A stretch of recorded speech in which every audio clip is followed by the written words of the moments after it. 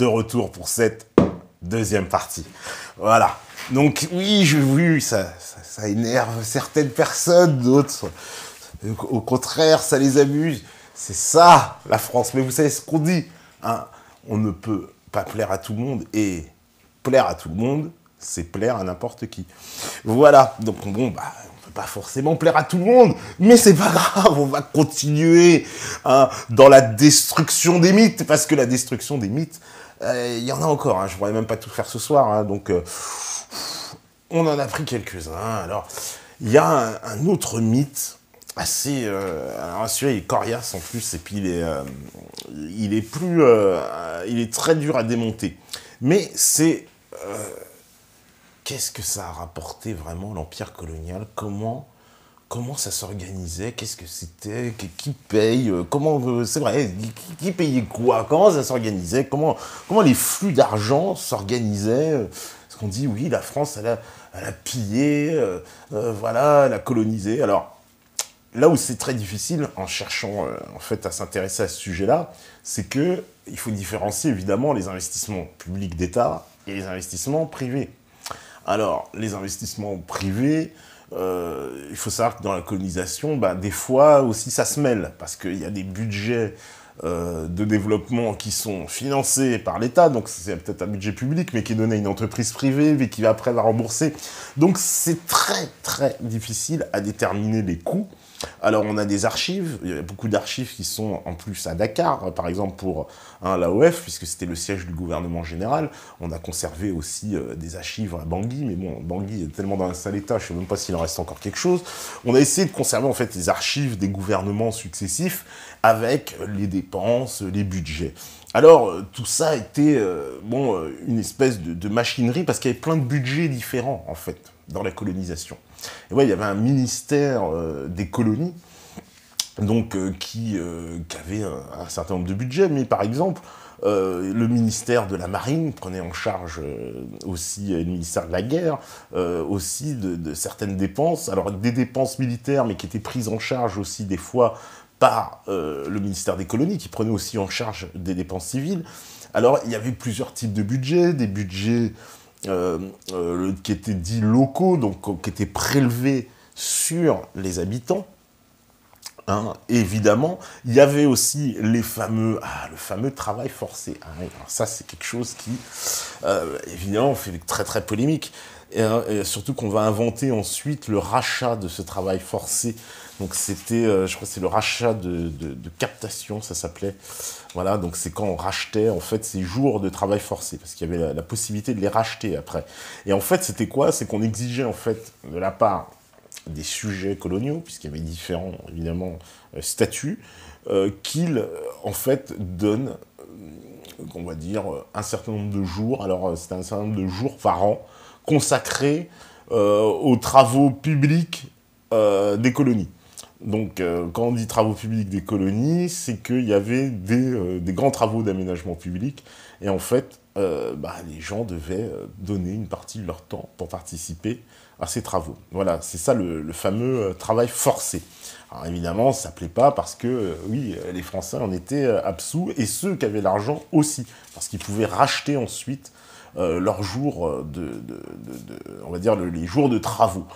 Alors, évidemment, il y avait différents, comme je l'ai expliqué, différents impôts, donc des impôts personnels, des impôts fonciers, des impôts sur les entreprises, donc des taxes sur le chiffre d'affaires ou le bétail, aussi les patentes et les licences, et tout ça, donc, était l'argent qui était, au crédit, donc, du gouvernement général, qui, lui, faisait beaucoup, apparemment, d'avance, et obtenait aussi des subventions du gouvernement central, sauf que dans les chiffres, et c'est là qu'il y a une grande bataille qui se joue entre les historiens, parce que les personnes n'arrivent vraiment à se mettre d'accord, parce que qu'est-ce qu'on compte en fait dans le prix de cette entreprise coloniale? Est-ce qu'on compte tout l'ensemble de ce que la France a dépensé? Alors il y en a qui se basent en plus sur la balance des paiements pour voir un peu justement ce qu'a été, on va dire, les transferts d'argent. D'autres disent que aussi on ne doit pas compter l'ensemble des colonies parce qu'elles gèrent différemment. Vous savez qu'il y avait plusieurs gouvernements généraux, en particulier en Afrique, il y avait l'AOF. Donc Afrique occidentale française, l'AEF, l'Afrique équatoriale française, il y avait l'Algérie, hein, avec ses départements, et puis il y avait les protectorats, Tunisie, Maroc, encore un autre statut, et il y avait l'Indochine. Il faut savoir que la colonie qui rapportait le plus à la France, c'était l'Indochine. Ça, si tout le monde est assez d'accord là-dessus. En particulier, on faisait beaucoup d'exploitation agricole, de l'EVA, il y avait pas mal de choses en Indochine qui faisaient qu'en tout cas, l'Indochine était ce qu'on appelait la perle, hein, de l'Empire, avec aussi des investissements. La France a beaucoup investi en Indochine, dans les ponts, dans aussi l'électrification du pays, la modernisation avec des ports, etc. Enfin, elle a ramené des infrastructures, et c'était ce qu'on disait la perle de l'Empire. Après, évidemment, elle a développé, la France, beaucoup de lignes, évidemment, aériennes. Donc ça, c'était quand même révolutionnaire, évidemment, à l'époque, parce que ça permettait donc de joindre l'Empire par des liaisons courriers, voilà, qui étaient calées de Paris dans tout l'Empire. Et c'est comme ça que la France, évidemment, a réussi aussi à entretenir et à pouvoir gérer des territoires aussi lointains, parce que l'Indochine, il faut se rendre compte, c'est carrément l'autre bout de la Terre, hein, par rapport à la France. Vous vous demandez, c'est vrai, qu'est-ce qu'il foutait là? Mais il y avait un intérêt, évidemment, stratégique énorme, et vous savez très bien qu'il y avait une concurrence qui se faisait entre les nations. Nous, le traité de Paris de 1763, qui nous fait perdre, hein, le Canada et nos possessions en Inde, hein, on garde...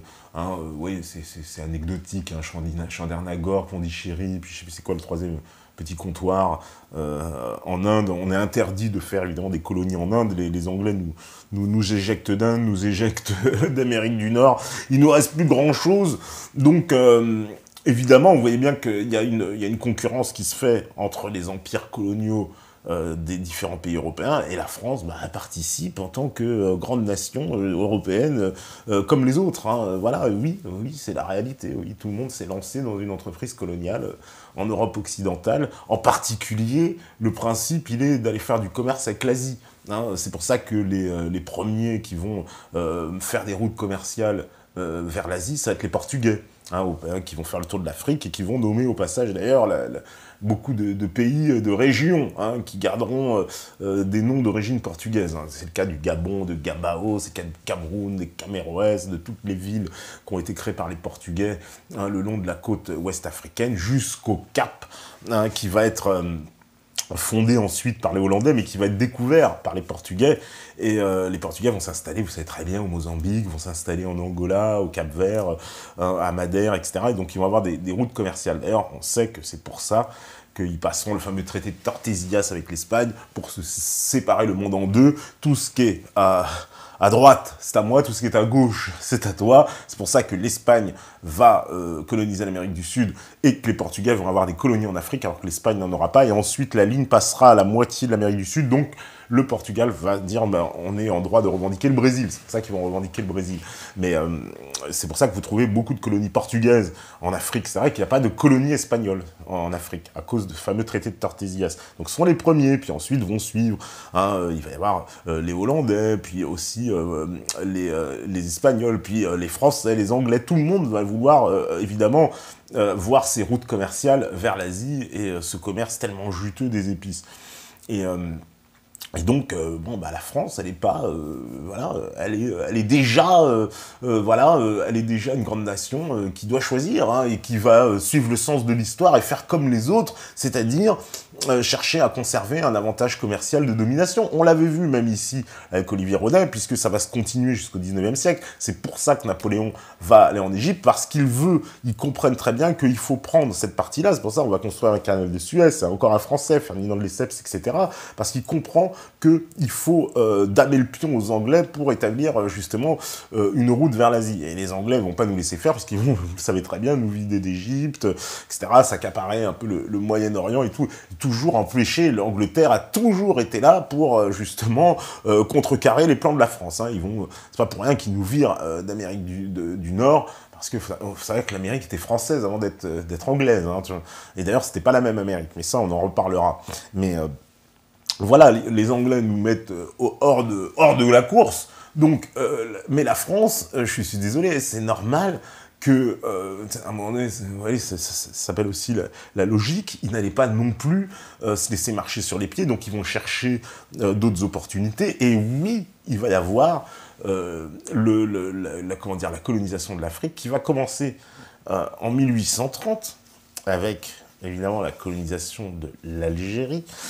Ça, c'est pas sans poser un certain nombre de problèmes. Et évidemment, cette colonisation algérienne va marquer le début, on va dire, de cette grande implantation de la France en Afrique, bien que la France était déjà implantée depuis le XVIIe siècle à Saint-Louis, au Sénégal, qui, même à un moment donné, va devenir en plus un département français, il faut le savoir. Voilà, alors, on nous explique évidemment, mais c'est une réalité, on fait du commerce d'esclaves. Et on implante donc Saint-Louis, une capitale, une ville, etc. Et qui va servir aussi de point d'appui. Donc la France est déjà présente en Afrique, au Sénégal. Elle va, évidemment, suite à l'expédition de 1830 d'Alger, s'installer aussi de l'autre côté de la Méditerranée. C'est pas sans heurts, évidemment. Oui, il va y avoir des morts. Parce qu'au départ, tout le monde n'est pas d'accord, mais même cette histoire d'intervention, quand vous allez la chercher, elle paraît un peu plus complexe que ce qu'on semble nous présenter. Alors l'histoire officielle voudrait que ce soit le Grand Dey d'Alger, Grand Dey, donc, qui est sous la suzeraineté des Ottomans, puisque c'est l'Empire ottoman qui apparemment nomme les Grands Dey d'Alger. Justement, ça pose un problème, parce que visiblement, d'autres historiens nous disent que ce Grand Dey était nommé par les Ottomans, mais venait souvent donc des régions qu'aujourd'hui on dirait la Bosnie, vous voyez, ce sera à peu près la Bosnie actuelle. Et ces gens-là, ou des Albanais, et ces gens-là étaient apparemment hautement féroces, en tout cas, n'avaient pas dans leur cœur la population algérienne. À tel point que voilà, c'est la version. Alors évidemment, c'est contredit. Alors c'est pour ça, bon, elle existe, mais moi, c'est pas à moi de déterminer ce qui dit vrai, qui dit faux. L'histoire officielle nous dit, donc je vous dis, c'est le Grand Dey d'Alger qui va mettre un soufflet à l'ambassadeur de France, qui aurait détourné l'argent qu'aurait envoyé le roi de France pour payer en fait des quintaux de blé qui auraient été achetés. Et finalement, ça se finit par les canonnières devant Alger pour envahir.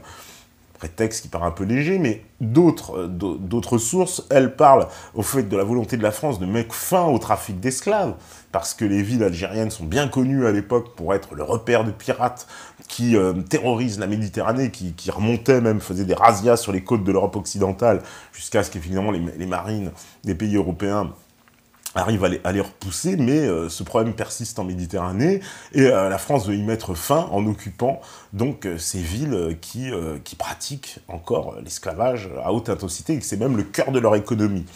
Il semble que même certaines tribus, donc à l'époque, parce que l'Algérie du 19e siècle, c'est encore une Algérie qui est encore tribale, mais c'est plus vraiment peut-être le cas aujourd'hui, mais en tout cas à l'époque ça l'est, et donc s'allie avec la France. Alors il y a évidemment le fameux émir Abdelkader qui va s'opposer pendant des années à la France, qui est aujourd'hui un héros de l'histoire algérienne, puisqu'on va l'ériger comme celui qui va évidemment s'opposer à la colonisation française.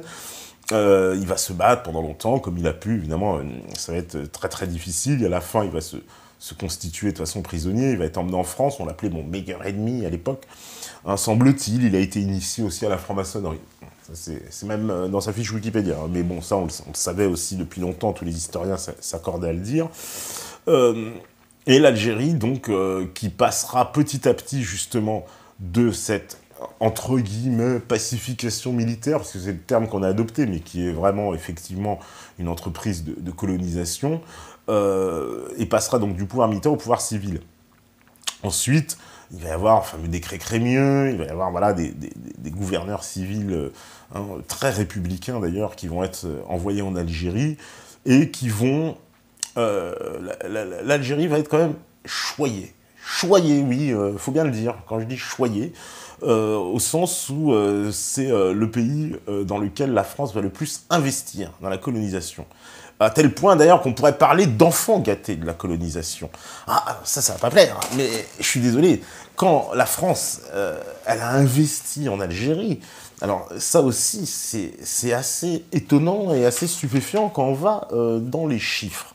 Hein, on nous dit souvent que l'Algérie, il faut savoir que dans les années 60, c'est le 4e producteur de vin du monde. Hein, donc on imagine qu'il y a des terres absolument fabuleuses, hein, en Algérie, qui sont irriguées. Mais le problème, c'est qu'elles n'étaient pas irriguées avant l'arrivée des Français. Et oui, c'est la France qui a mené une énorme politique d'investissement pour que, en fait, comment on appelle ça, les terres soient irriguées. Et sur les 50 000 exploitations qui étaient recensées en Algérie, 30 000 appartenaient à des musulmans. Alors évidemment, c'est toujours le rapport qu'on va vous faire, c'est comme dans Black Lives Matter, oui, mais les Français ne représentent que tant de pourcents, ils ont, voilà, 40% des exploitations. C'est vrai, en même temps, les choses étaient en train d'énormément évoluer, mais quand même, ce qui veut dire que la majorité des exploitations étaient quand même aux mains des musulmans. Et aussi au niveau des terres, sur les fameux 13 millions d'hectares de terres cultivées, 7 millions étaient aux mains des musulmans et 3 millions aux mains des Français. Et le reste, apparemment, étant aux mains d'autres personnes. Mais pas des Français. Ensuite, il y a eu, évidemment, les réservoirs. Il y a eu 12 barrages réservoirs géants qui ont été construits pour irriguer tout ça. Ça aussi, c'est... Parce que tout ça, vous savez, ça rentrait pas... tout ne rentre pas dans les fameux budgets coloniaux de départ. Parce qu'en fait, la France, quand elle fait des investissements, elle se base sur des budgets généraux du budget de la France. Et particulièrement, quand c'est dans le cas de l'Algérie, qui va ensuite devenir un département, c'est pour ça qu'on ne peut plus... on a beaucoup de mal comment dire, à identifier les budgets, à les définir. Mais ce qu'on voit, c'est l'investissement sur place qui est énorme. Hein. Par exemple, quand les Français partent d'Algérie, il y a 30 000 tracteurs, dont seulement un tiers aux mains des Européens. Le reste est aux mains des Algériens. Quand la France part, elle laisse un certain nombre de barrages, comme le barrage de l'Oued Foda, de Grib ou de Kerata, qui vont servir vraiment pour le développement de l'Algérie à tous les points de vue. L'Algérie, d'ailleurs, est tellement développée que même en 1950, les chemins de fer algériens sont mieux équipés que les chemins de fer français, où on trouve encore des locomotives au charbon, alors que le chemin de fer algérien, lui, est entièrement dieselifié. Voilà.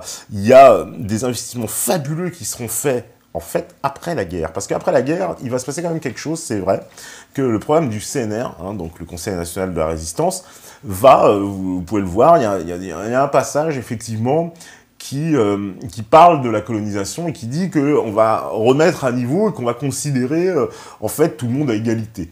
Alors, donc, après la Seconde Guerre mondiale, la France va faire des énormes investissements pour remettre à niveau son outre-mer. Et ces investissements vont couvrir partout. Pas qu'en Algérie, en AOF, en AEF, dans l'outre-mer. Il va y avoir des énormes investissements. Mais ces investissements vont prendre, évidemment, une énorme mesure en Algérie. Et entre 1950 et 1960, à tel point que la croissance algérienne sera de 9%. Hein, ce qui est considérable, énorme. Hein, donc, c'est des taux d'insolence. Hein.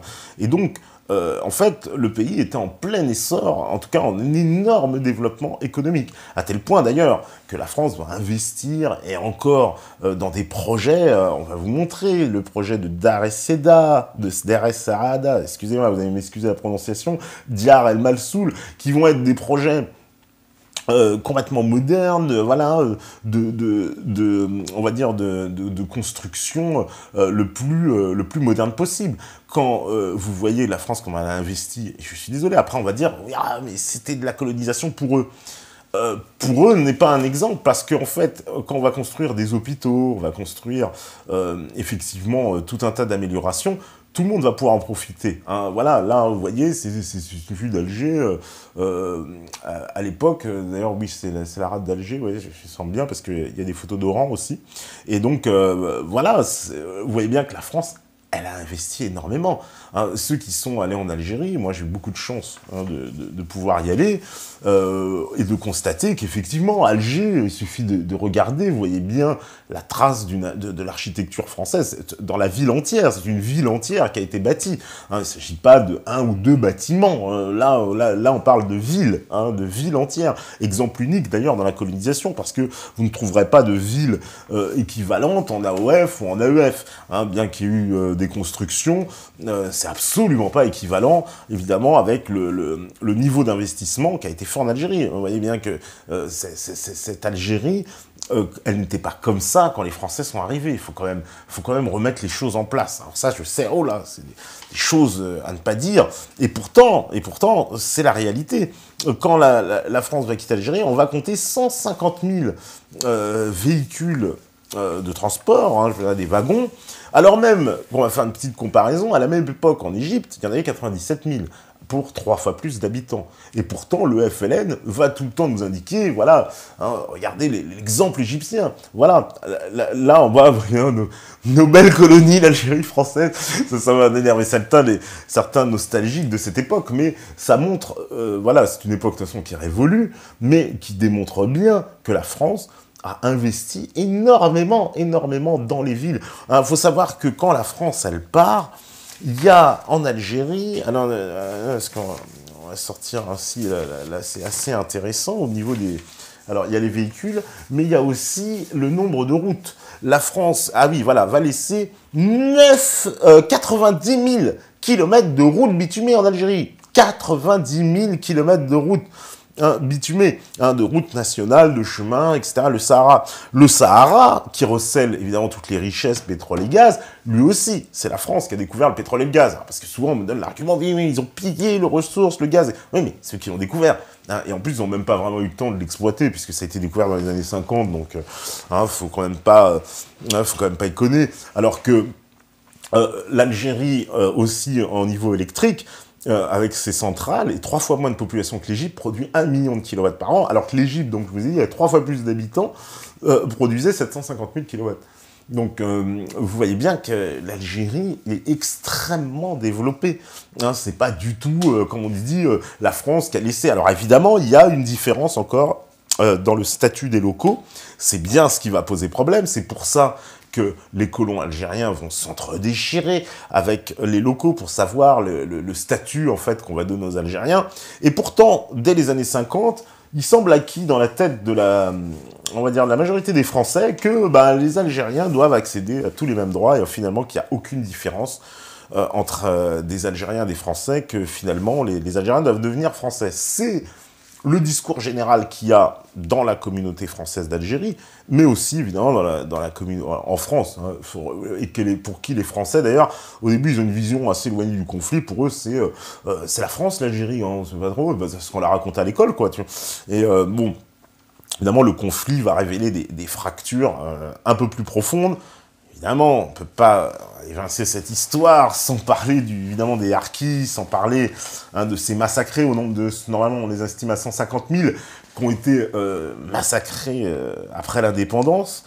Les Harkis, qui étaient des supplétifs de l'armée française, que la France a évidemment maltraité. Hein, le terme est peut-être même un euphémisme, dans la mesure où, au moment de l'exode et du départ des Français, il y avait des ordres émanant directement de l'état-major, et plutôt même du président de la République, qui expliquait qu'il fallait les laisser sur place et qu'on ne pouvait pas les emmener, en fait, dans l'exode, et ce à quoi refuseront évidemment beaucoup de militaires français, vous voyez, qui ont encore du sens de l'honneur et qui vont emmener ces familles. C'est pour ça que les Harkis vont ensuite, on sait l'histoire qui va leur être réservée en France, ils vont être très mal accueillis, on va se méfier d'eux, etc. Bon, ça c'est aussi, c'est plutôt, vous voyez, les Harkis, c'est plutôt une mauvaise histoire pour la France. En tout cas, ceux qui sont restés en Algérie, qui n'ont pas eu la chance de pouvoir s'échapper, vont être littéralement massacrés. Hein, voilà.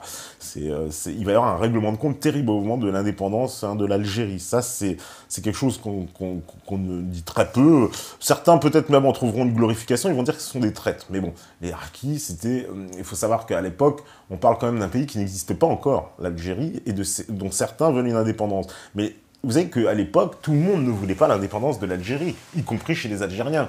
Et c'est bien là les problèmes d'Arki, mais aussi le problème de beaucoup d'Algériens qui vont être traumatisés par le FLN, à qui on va exiger l'impôt révolutionnaire, et qui vont être contraints en fait, de soutenir le FLN. Hein. Ça aussi, c'est un peu la vision angélique du mythe qu'on veut nous défendre, où tout le monde eût été derrière le FLN, allait soutenir contre les méchants français. C'est plus compliqué que ça, parce qu'il y avait plein d'Algériens, justement, qui n'aimaient pas beaucoup, d'ailleurs, le FLN, puis il y avait le fameux MNA, vous savez, que le FLN a atomisé, parce qu'il y avait deux tendances, deux courants dans les révolutionnaires algériens, et le courant du MNA va être pulvérisé par ce courant FLN qui avait aux mains les militaires, puisque toutes les opérations armées, entre guillemets, du FLN étaient aux mains, évidemment, la résistance algérienne était aux mains du FLN, ce qui fait que le FLN, d'ailleurs, va prendre le pouvoir immédiatement, et les militaires, cette brigade de Boumedienne va prendre le pouvoir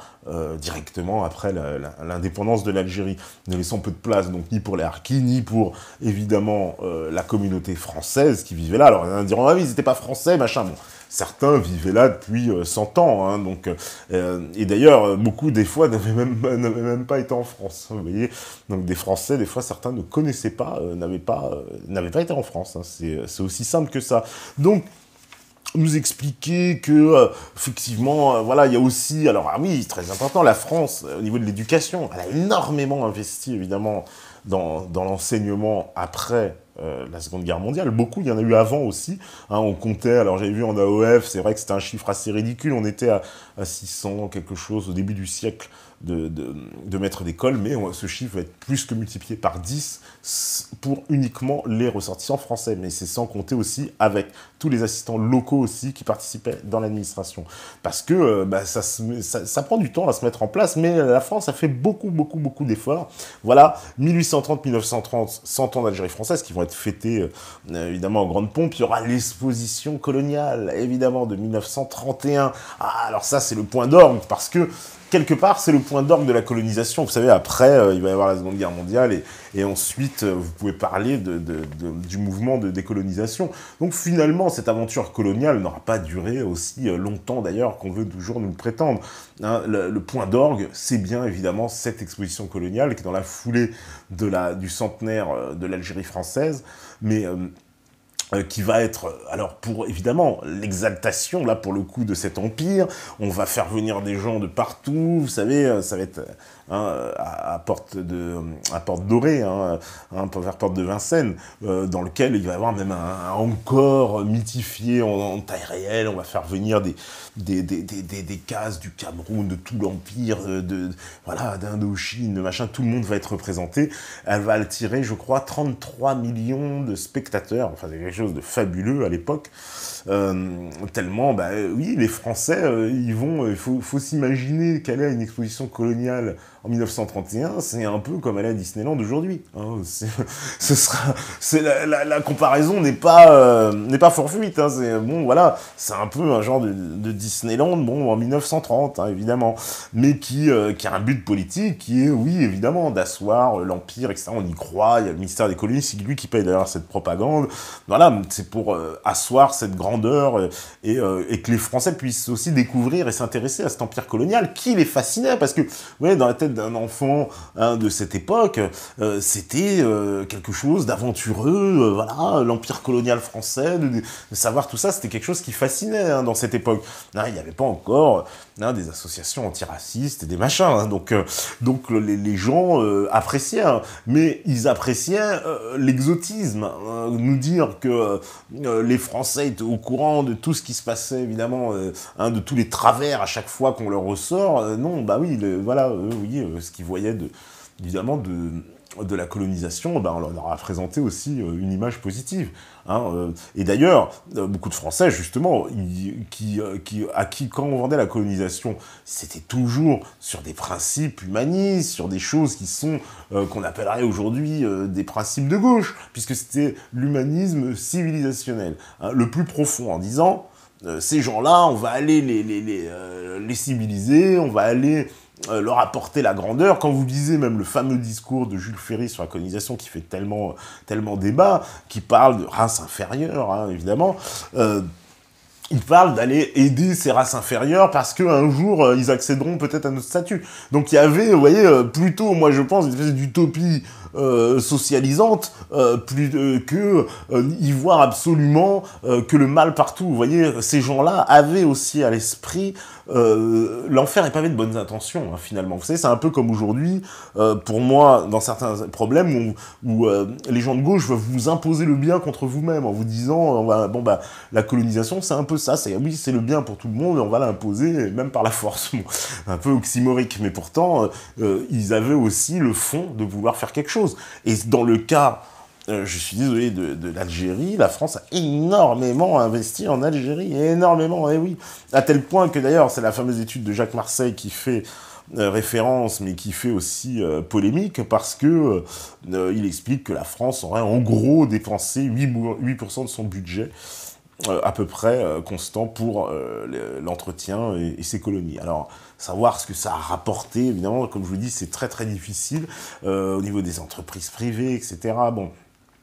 C'est des calculs qui sont extrêmement compliqués, dans la mesure où, en plus, du coup, comme je vous dis, certains budgets généraux ne rentraient pas, voilà, ne rentraient pas dans le passif. Donc, quand on construisait certains aménagements, certains équipements, cela n'était pas répercuté sur le budget général du gouvernement local. Donc, puisque c'était un budget qui émanait directement de la France, donc du gouvernement central. Et donc, ce n'était pas calculé dans le coût réel de la colonisation. Et c'est ce qui fera d'ailleurs que lorsque l'Algérie deviendra, sera divisée en départements, à ce moment-là, la France va investir, et particulièrement après la Seconde Guerre mondiale, où je répète, là, il y aura vraiment une volonté de remise à niveau, et donc l'investissement va vraiment exploser en Outre-mer, hein, avec tout ce qui va être construit, comme je vous dis, en Algérie, c'est 90 000 kilomètres de route, c'est aussi 5 000 kilomètres de voies ferrées, hein, qui vont être construites. D'ailleurs, j'étais voir, est-ce que le gouvernement algérien, lui aussi, il a construit des voies ferrées depuis l'indépendance, et j'ai trouvé qu'il y avait 200 km qui a été construit, et d'ici 2025, on envisage un peu d'améliorer encore un peu plus. Voilà. Donc l'enseignement, voilà, l'investissement, l'université d'Alger, d'ailleurs, je vous l'ai dit, troisième chaire de France, troisième université de France en nombre de chaires, hein, c'est-à-dire le nombre de spécialisations, hein, qui sont représentées. C'était une très très grosse université, la Poste d'Alger, très connue, hein, qui est encore, hein, vous voyez, la Poste d'Alger, hein, jusqu'à aujourd'hui, elle est magnifique. Qu'est-ce que vous me dites encore? Oui, voilà, oui. Aussi, il faut parler aussi, voilà, des aéroports, des ports, des bases militaires. Aussi, tout ça a été évidemment légué. Hein. Il y a plusieurs aéroports, bases militaires, hein, des installations, voilà, qui aujourd'hui servent encore. C'est comme ça qu'il faut le voir. Hein. C'est-à-dire aujourd'hui. Ces installations, elles sont encore là, les aéroports, ils sont encore là, les ports, les bases, les mairies, les écoles, tout est encore là et voilà, a servi au pays quand il est devenu indépendant. Donc ça, c'est un peu la partie pour dire que, vous voyez, le bilan est un peu plus nuancé que ce qu'on veut toujours nous faire dire sur un pays qui a été pillé, qui a été réduit en esclavage. D'ailleurs, à ce propos aussi de la réduction d'esclavage, du fameux génocide dont on me parle que la France aurait commis en Algérie, la population algérienne a été multipliée par 4 entre 1830 et 1960. Donc là aussi, le fameux génocide voilà, me paraît largement exagéré, hein, parce qu'on compte beaucoup les morts, effectivement, pendant la guerre d'Algérie. Donc il y a une période, oui, il y a eu plus de morts, mais pendant le reste de la période de paix, la population algérienne a largement augmenté. Et sous l'effet, il faut bien le dire, des hôpitaux, de la santé, de l'hygiène qui s'améliore et des conditions de vie, hein, de l'électrification progressive de tout le pays, etc. Des aménagements qui sont faits et de la vie qui augmente. Voilà. Donc voilà, en tout, d'ailleurs, on estime donc ce budget investi d'ailleurs dans les colonies, c'est assez intéressant, de 56 milliards de francs. Voilà, à peu près, parce ils ont calculé aussi, parce que vous avez les fameux francs 1914, donc qui étaient calculés à l'époque, le fameux franc or, comme dirait notre ami Jovanovic, et donc ça fait beaucoup plus évidemment de nos francs après, ça correspondrait à 56 milliards de francs qui ont été investis, hein. Je répète, investis, c'est pas de l'argent qu'on a dépouillé forcément, parce qu'à chaque fois on veut nous faire croire ça, c'est qu'il y a une espèce de dépouille qui se ferait sur place. Alors oui, il y a eu des sociétés privées qui se sont enrichies dans la colonisation, parce qu'elles bénéficient en plus effectivement de largesse en particulier de l'État qui leur apportait de grosses subventions, soit sous forme d'argent direct, soit sous forme d'exonération d'impôts pour des investissements qui auraient été réalisés. Donc, oui, des sociétés privées, oui, se sont bien enrichies sur le compte de la colonisation, mais c'est pas forcément, justement, l'État français qui s'est enrichi. C'est ça que ça démontre un peu, je trouve, dans toutes les recherches que j'ai pu faire, c'est de voir que l'État, en fait, a énormément investi d'argent dans les infrastructures.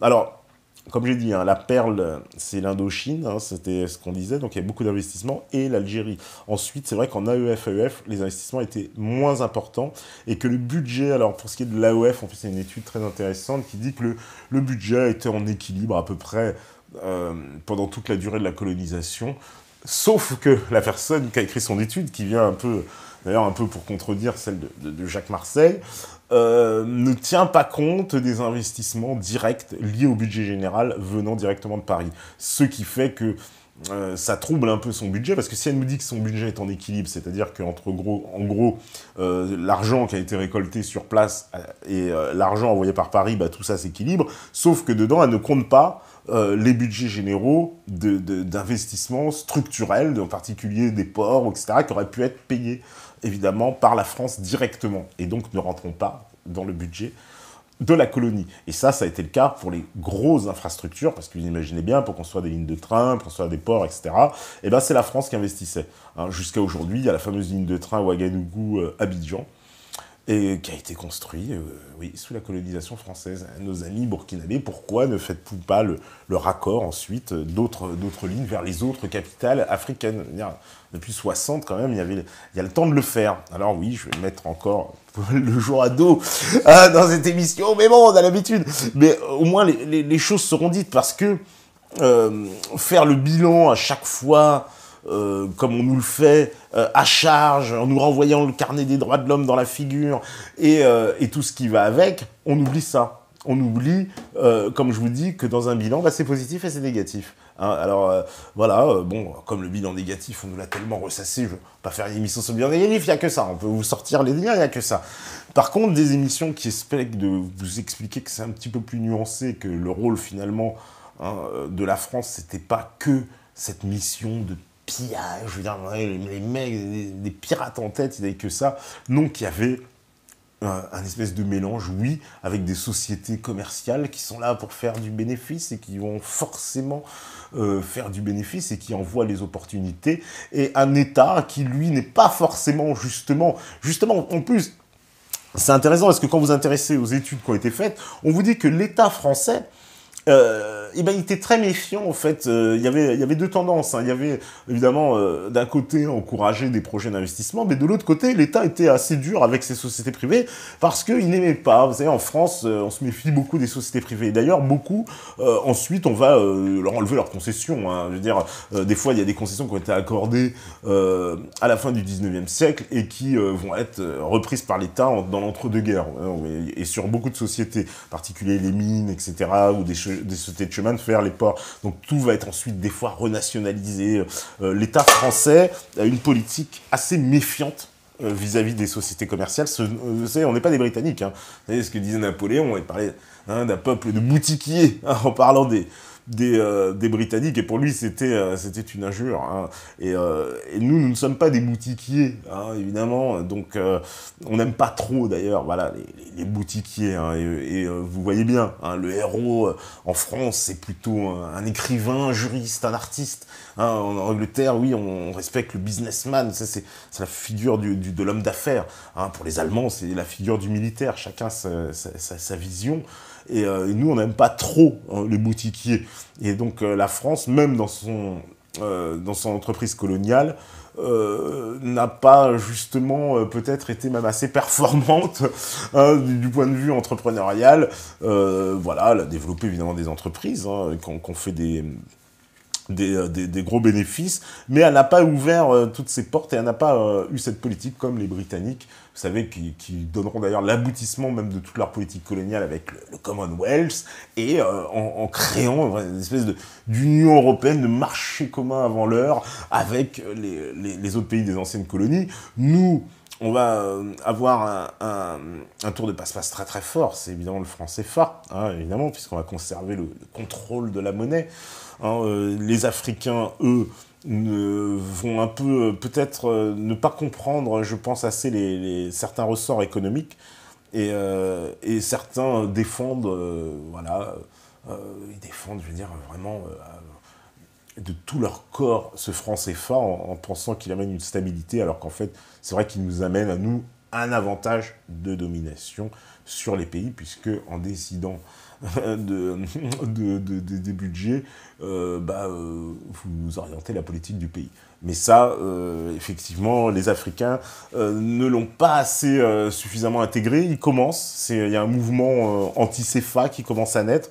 Mais ça nécessiterait évidemment pour les pays africains d'avoir des gestions publiques un peu plus rigoureuses pour eux aussi, à leur tour, avoir leur propre monnaie. Mais c'est vrai que c'est un peu l'infantilisation de l'Afrique de pas de conserver, en tout cas, la création monétaire entre nos mains et de décider des budgets. Mais ça, c'est une question qui finira pas encore d'être terminée tant que les Africains ne se réveilleront pas majoritairement pour en demander la fin du franc CFA, qui, évidemment, est un ersatz et un héritage colonial à mettre, à mon sens, au passif de ce bilan.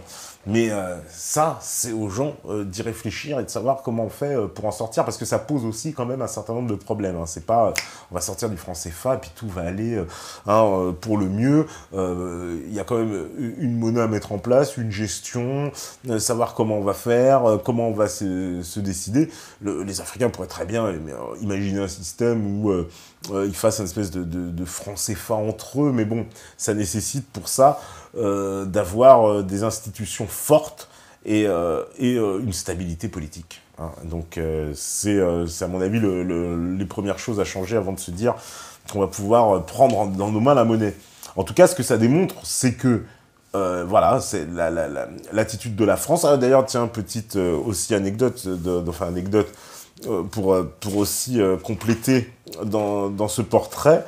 En Algérie, les binationaux sont interdits d'occuper des postes stratégiques dans l'armée, le gouvernement, la finance et tout un tas aussi d'autres secteurs considérés stratégiques. Donc vous voyez la mansuétude des autorités françaises à l'égard des binationaux et de leurs intentions n'est pas partagée par les autorités algériennes qui, elles, justement, se méfient des binationaux, se méfient extrêmement. Donc vous voyez, amis algériens, vous qui avez des passeports algériens et des passeports français, certes, vous pouvez retourner en Algérie, mais attention, l'Algérie, elle a mis un bémol, vous ne pourrez pas occuper un certain nombre de postes. D'ailleurs, vous l'avez vu, puisque Rachid Nekaz, qui se fait connaître en ce moment, hein, puisqu'il s'était présenté à l'élection présidentielle il y a quelques années, puis là, il se fait le défenseur des femmes qui sont verbalisées pour avoir porté le voile intégral, et ils payent leurs amendes. On estime d'ailleurs qu'il l'a fait à hauteur de plus de 150 000 € pour le moment.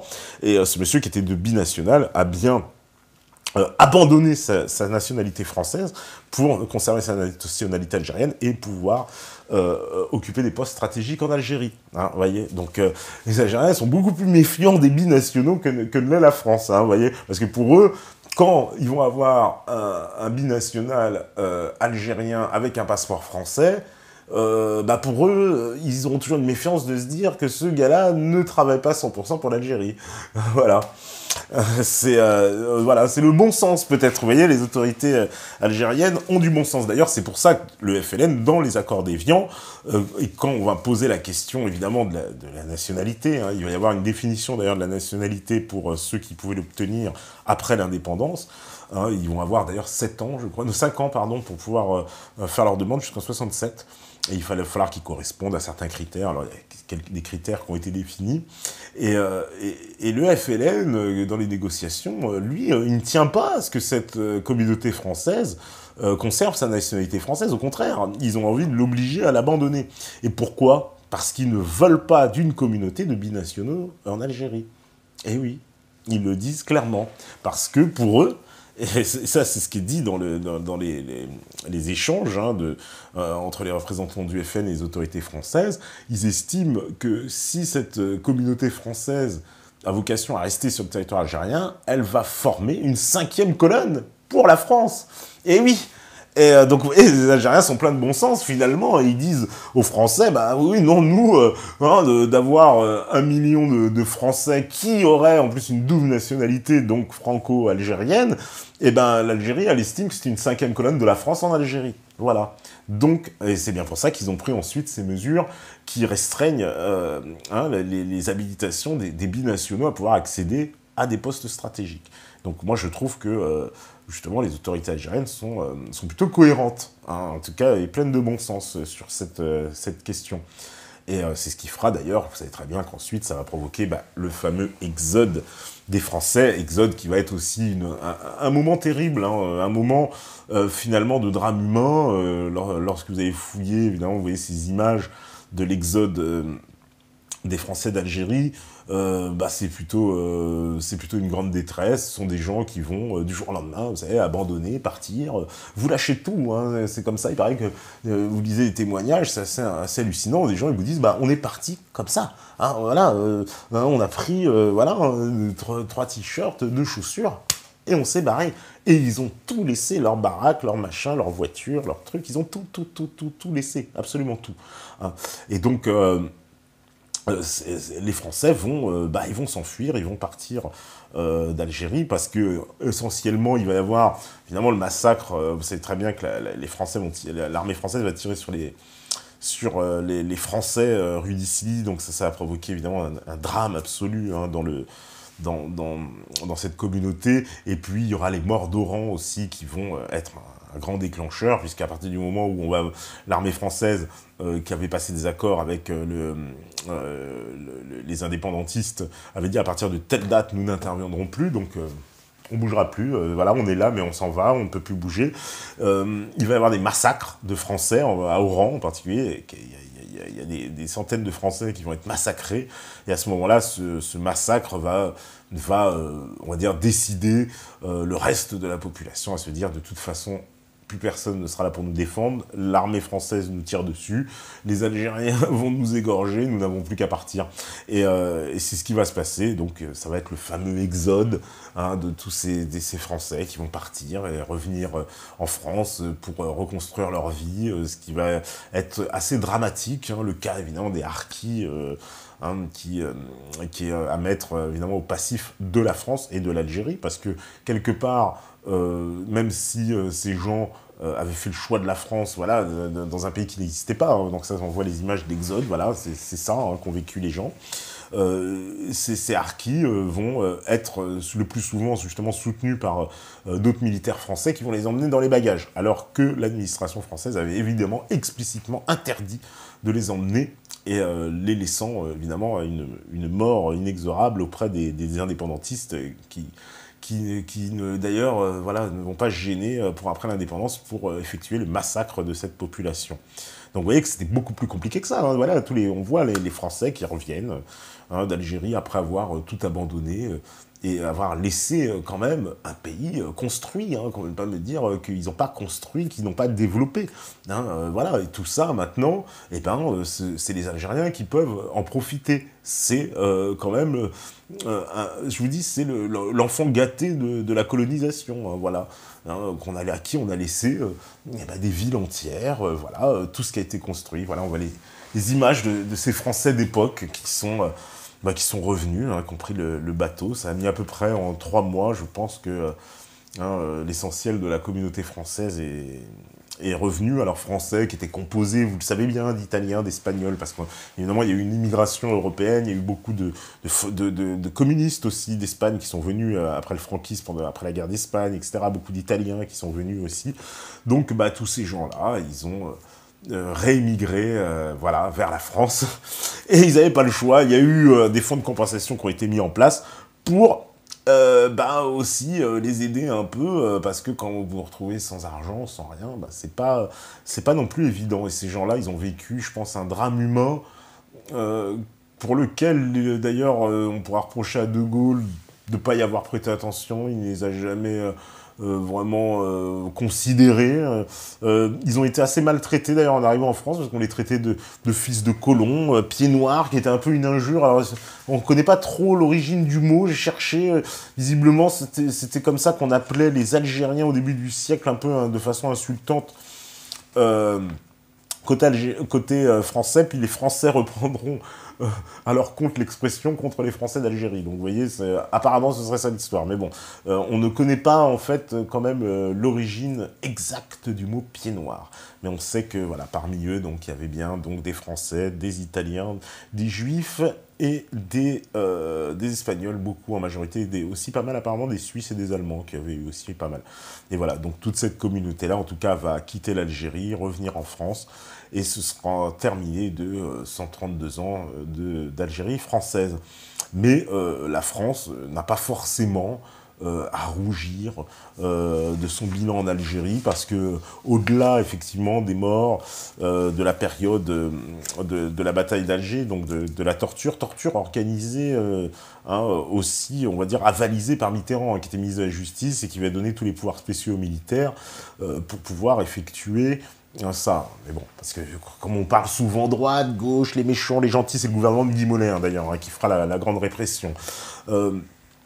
Donc voilà, c'est pour dire que ce bilan, bah, il est encore une fois bah, un peu plus nuancé qu'on veut nous laisser paraître, et que des fois, il ne faut pas se laisser non plus trop abuser par l'idéologie qui veut nous enflammer, à voir que tout est mauvais, voilà.